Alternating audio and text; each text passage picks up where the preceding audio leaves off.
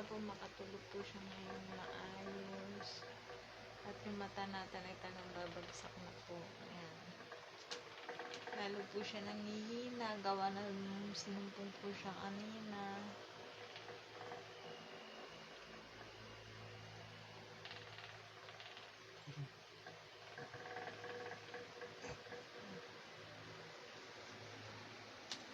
Hindi pa po tayo pwedeng humigaan at siya pagising-gising.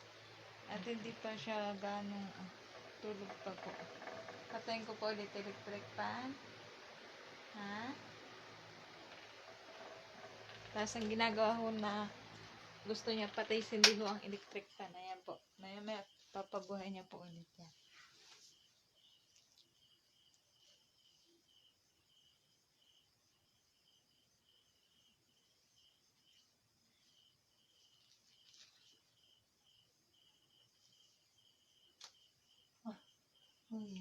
Init po.